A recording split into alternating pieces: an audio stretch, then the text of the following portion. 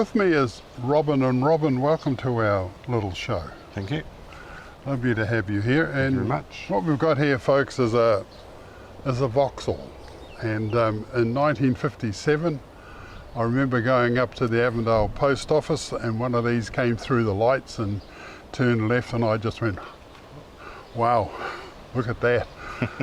And in 1957, of course, the Americans, the Chevs and the Fords have already got the wrap round windscreen thing going, and the English have thought, well, that's a good idea. And I think Vauxhall was part of GM, which is also part of Chev, and so the Vauxhall people in England got together with somebody and decided that this is the look, the wrap round windscreen, the slightly slanted quarter light, and yes, very, very flash. So, Robin, this is yours? Yeah. Is it a family car? Is it... It's been in the family since 1988. Oh, okay. So it's been a while. Yeah. And did you have one as a boy or as a family car, or what attracted you to get one of these? What attracted me was, it's a bit of a story, but basically I came across it in 1988 in the old lady's garage, and I saw it, and she said it was for sale. Yeah. And I basically used my paper round money to buy it for $300 back in the day. Wow.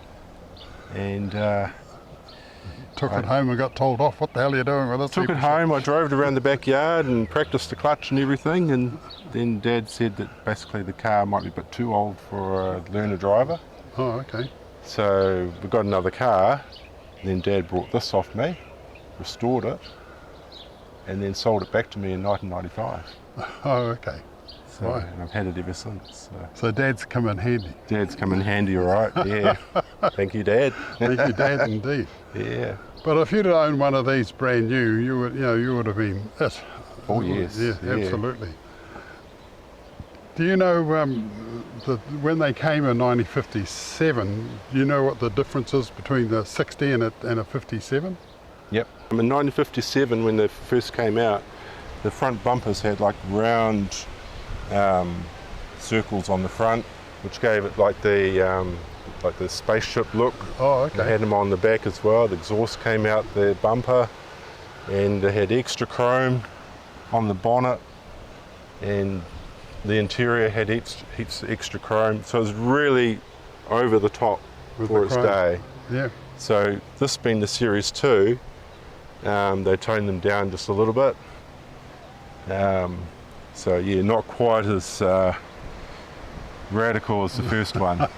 Fair enough. So yeah. And they made one more after this? They made one more after this, yeah. 1961, for 1 year only. They did one which is basically the same, slightly different grille, and the back window was bigger. Not a wraparound window. It had a back window like any modern car of the day. Wow. And then in 62 they changed it. They changed to the FB shape, which is a bit more of a square shape. So yeah. And they thought they were going ahead, and of course they changed and they changed and they changed. Do you know when a Vauxhall's still going? They're still going in England. Oh, okay. Yeah. So they still make Vauxhalls in England. It's not somebody else making it and sort of doing the badge engineering thing. That's a good question. Could be. But yeah. So my family had a Vauxhall. We went everywhere and that and had a great time. Yeah. Previous to that we had a 1938 Standard 8. Oh, okay. Another English car, sort of suicide doors and all the rest of it. That's right. So this has got 3 on the tree. 3 on the tree, yep. 1, 2, 3, and reverses backing up. Yep.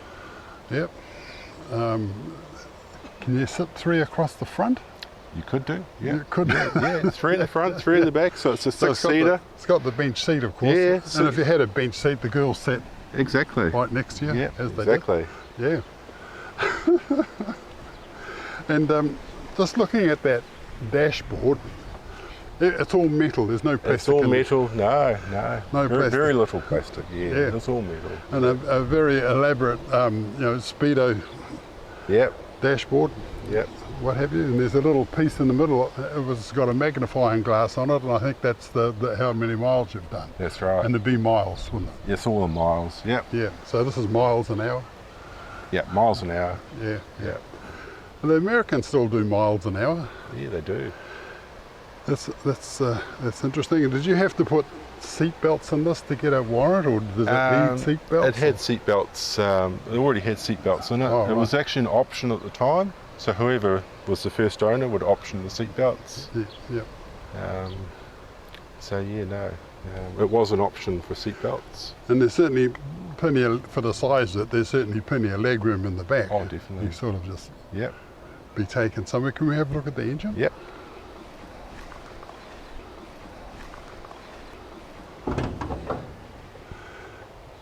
There it is. Vauxhall written on the top. Yeah. Yep. 4 cylinders, a little bit bigger than a Morris Minor. Yeah, 1507 cc's. 1507 cc's, and I can see the grass. Can't do that these days. No, exactly. Yep. And you can fix this. Definitely. Yep. Don't need a computer or No, don't need to anything plug like in no that. computers. yeah, No. no, you can see how tight your fan belt is by pushing it. Yeah. Replacing it's be relatively easy. Yeah, wow. And Lucas in charge of electrics, so it's Yep. got Lucas lights, Lucas. Yep. And is that a 6-volt battery or 12? 12 volt. Oh, okay. So it is semi-modern. Yeah. I love the air cleaner out the side there. Yeah, oil bath. Yep. Yep. Yeah. 2 horns. Yep. Is that a sexy horn, is it? Is there a Yeah. or is it a beep? It makes a noise. Yeah. Kind of, yeah. Yeah, we'll listen to that in a minute, folks. Yeah. We'll get the noise. Yeah. Get the noise. Yeah. So this is what took you around New Zealand back in 1960. Yeah. Wow. Apparently the previous owner that I brought it off, her and her husband, when they brought the car in 1971, towed a caravan all around the South Island on it. Oh, really? So I don't know how big the caravan Yeah, was, but yeah, apparently it did. Oh, we've seen some cute little caravans from that time, little bubble things with one set of wheels on. Yeah. Because all they need is a bed and something to cook in, somewhere to eat. Yeah. That's it. Yeah, got it. Yeah. We have to listen to this horn. Yep.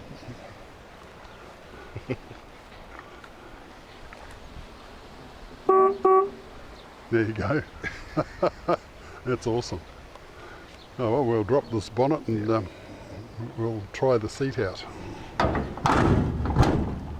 Perfect. Robin, this carry-on here is an American idea. So it's supposed to, when you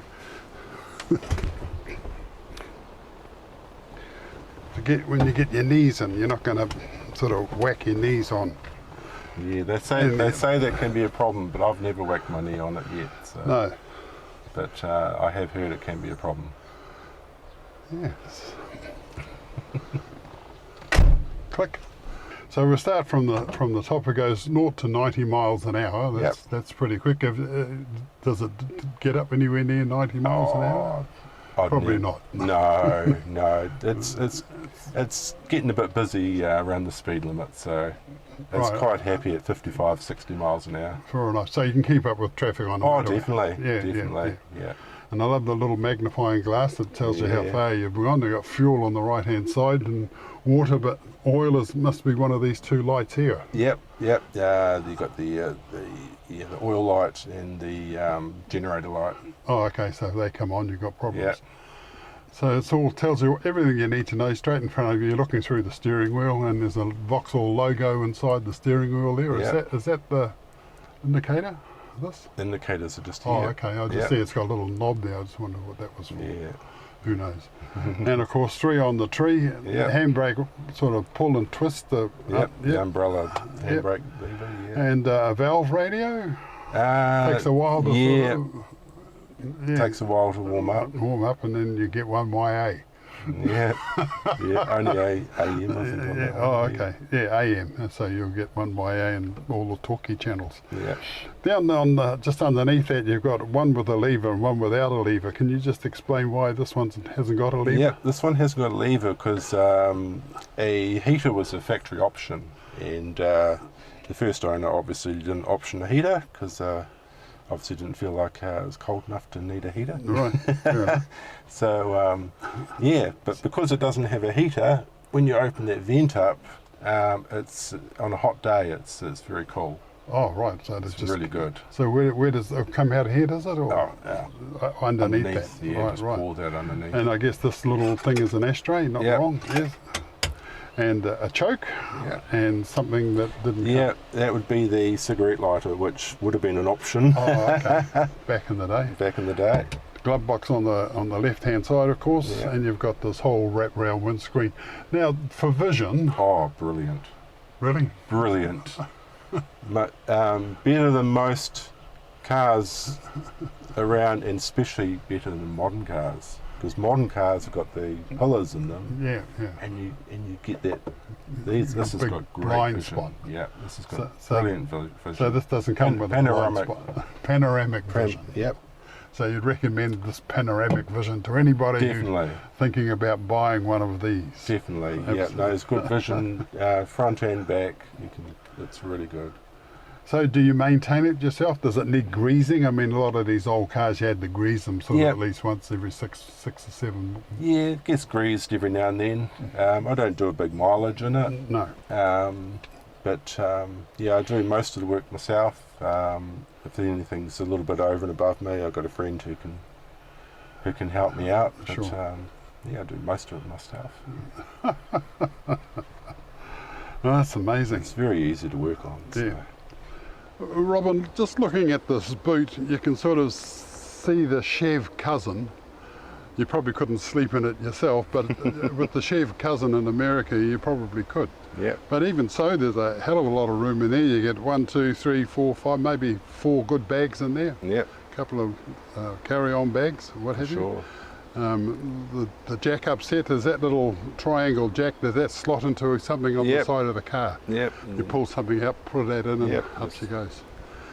The English were good at that. My Wolseley was the same. You pull Yep. this little plug out, tuck that in. It's a triangle thing, and That's right. you Yeah, wind it up. it up. Yeah. Just down the side here, Robin, there's a flute, I suppose you'd call that goes along Yep. the side, and it's just a decoration piece of chrome.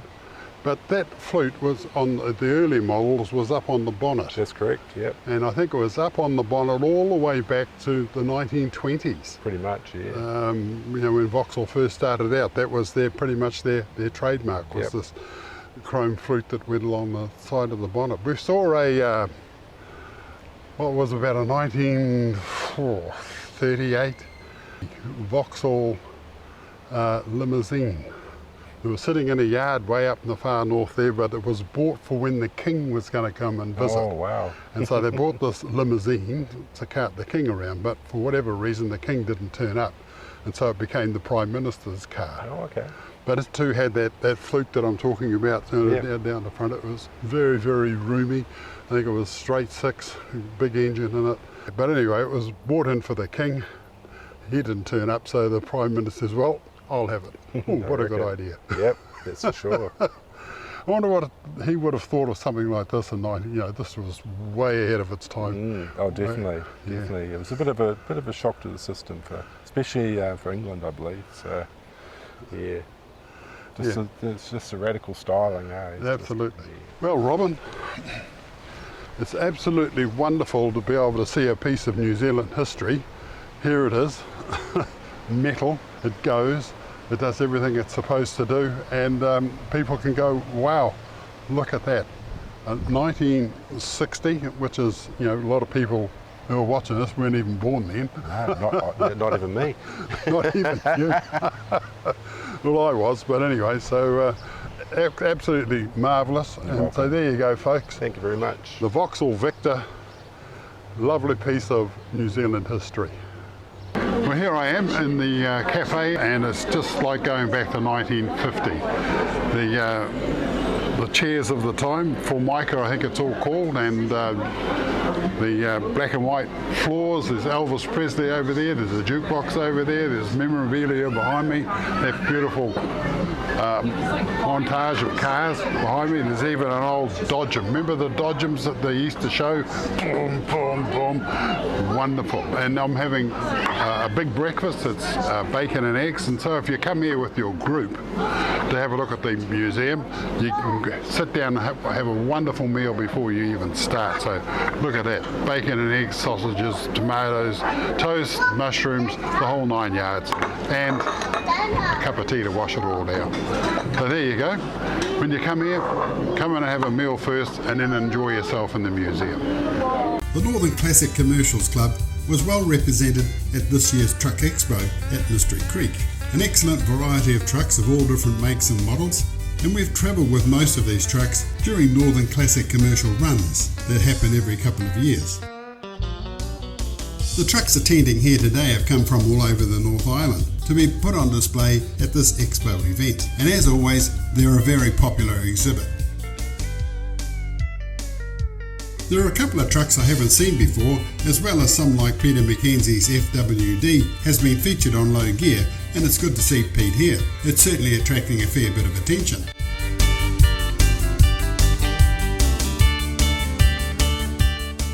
Some of the older trucks will bring back the memories for some of the older visitors and fascination for some of the younger ones. Each truck is or was a project for people, and you have to admire the passion it takes to get a truck up to the standard of these here today. There's a Stewart truck here I haven't seen before, so I'm going to have a chat to the owner about the old Stewart.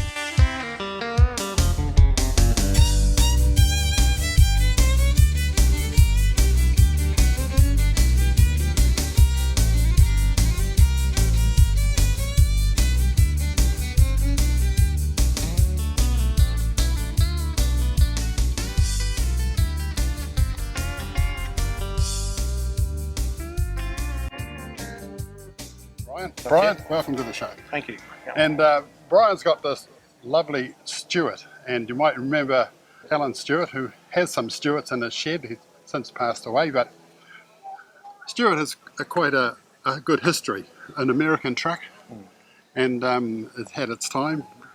And Yeah. maybe you can tell us a little bit about this one. Well, this one was built in Buffalo, New York, which Really? is between Niagara Falls and New York, in March of 1936. It went and came to New Zealand by boat on the City of Daihepe, Along with And a whole few others, I few suppose. others. Yeah. and went on the road here the 9th of September 1936, Wow. and 339 pound on the road here.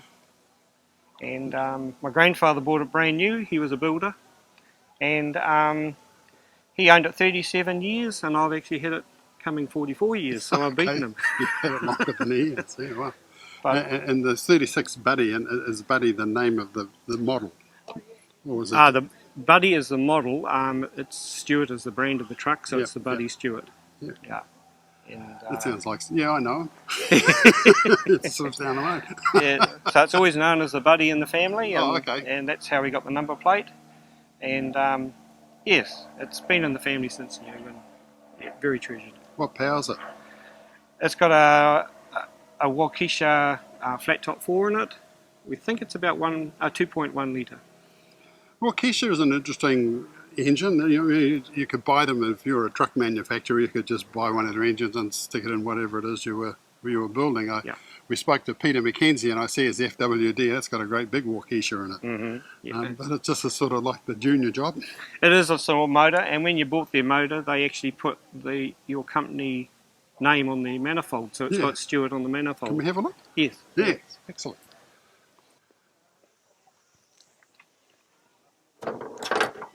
I wonder how many engines Waukesha actually put out. Yeah, with different names on. There it is, folks. Stewart. Is that the original dipstick? It's been extended with a bit of steel, so you didn't burn your hand. Okay, fair enough. A bit like a Harley. You got a Harley burn and sort of must have the exhaust pipe's just in the wrong spot.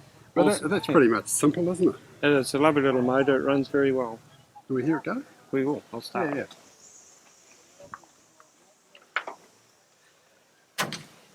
That's well, 1986. That's a pretty flash dashboard. It is, and they all work too, which is good for its age. Oh, yeah. Is the starter on the floor? Perchance? Oh, no, The it's push just- button here. Oh, yeah. They turn the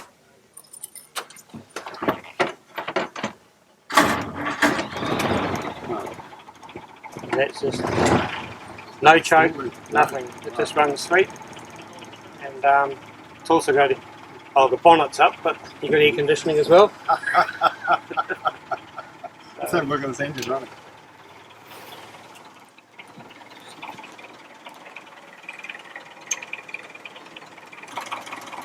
Checking over. Very nice, isn't it? I thought it was going to stall when you started it, but no, it just got on with it. Yeah, and if the battery's down, you only have to do just a little movement on the crank like that, on the crank handle, and it just ticks over. It's all 6 volt. 6 volt. Yeah. The Americans, for some reason, like 6 volts. They did in the early days. It's all Delco Remy is the brand of electrics, and it still works fine. Do you know what the diff ratio is? Honestly, Bill, I don't, but it's got what they call a floating axle, which was ahead of its time. Oh, okay. But other than that, it's just a normal diff. It's got override springs and everything, because with him being a builder, he had all his bag cement and everything in the back, and it's taken quite a bit of weight in its life. I bet it has. So this would have carried all sorts of things back in its time. And 1936, if it could move, it wasn't overloaded. That's dead right. Yeah. And so you would have had cement and all sorts of stuff.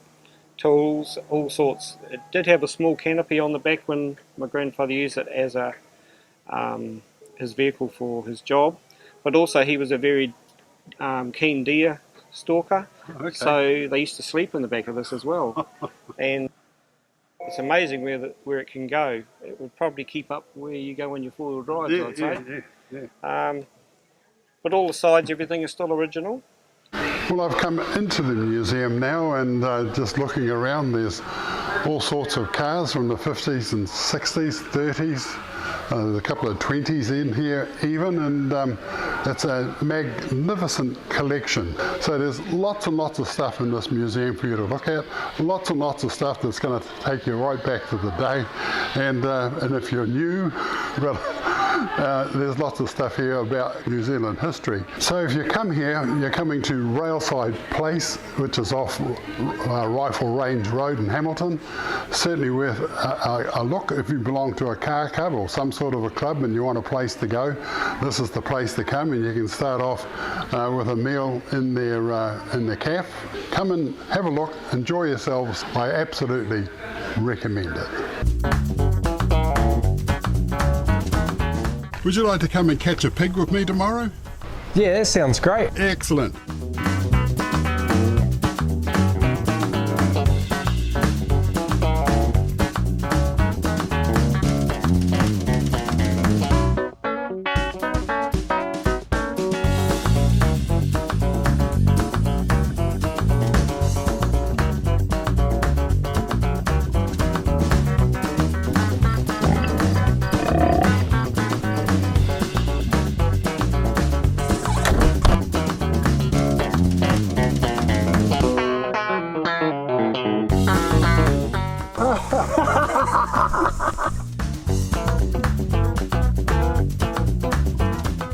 There's a little lump on the back there. Oh yeah. Is this standard? What's this? Right? If you look closely, it's actually the heel of a gumboot, and it's there to protect the tailboard, because when you opened it, it comes down and hits the drawbar for the trailer, and saves splitting your tailboard open. But it's just great, the ingenuity, of the time, of the era, all the way through. I don't know, ingenuity seems to have got lost somewhere. Definitely. The common sense seems to have disappeared somewhere as well. But this is all just, you look at it long enough, oh, I know, I'll put a bit of rubber there and just cut off a pair of old gumboots, away you go. I'm going to put that on the Mahindra, because the actual straps that hold the tailboard gate up on that sort of went bang, they broke and hit it. And there's a big ding there, but I don't know if they would have saved it or not, but it would have gone a long way. It would have helped. Yeah, absolutely. Stewart, is that part of the truck that was always there? That actually came off a bonnet of a Stewart. Oh, okay. I managed to get a hold of the 2 of them, so one's going there and one will go on the dashboard. Right. And it's always been on a local Morrinsville truck, so it's always had Morrinsville on it. Yeah. So it's never left the area. Did it have one tail light? I know that. It did. It had one tail light, had to be just right of centre, and that was it. that was it. But with the modern roads, you've got to be seen. Yeah. So we've just wired up some lights for the era. Yeah. So people of today don't know the hand signals now. They think you're doing something else. Yeah. But yes. So would this have an arm? Remember the old hand? Was that it? No, this one never did. No. No, it was just a little light commercial truck. We'll see if we can we back it up a bit? You can do that for you. I'll jump in the other side. Yep.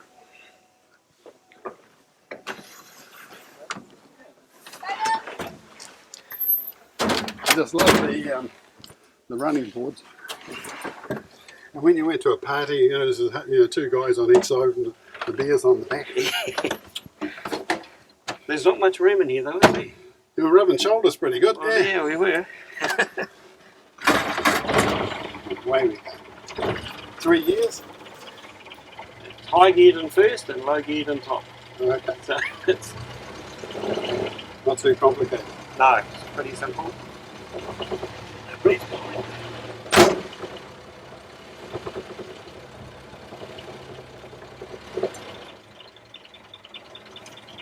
Let's go forward again for you. You want to take it for a drive? Oh, no. I'll do that. But anyway, that's good. Excellent. Marvellous. Oh, well, that's excellent. Okay, hopefully do it. I'll jump out. Yeah. Oh, this one. Just before we go, Brian, can you just see this window? Well, this is 1936 air conditioning. And they made the little arrangement here just for it. I think so. The cab was built in Hamilton by Waikato Motor Bodies. Right. I'm not too sure whether that's their idea or not. I'm pretty sure it could be their idea. You imported windscreens. Yeah. Maybe. But this, when they came, they were just the firewall in the engine. Yes, because they would get pretty hot inside, so you had to have some ventilation. Wow. Yeah. Yeah, I just think this is great. Hanging on the side. Yep. Hanging on the side there, going to the party.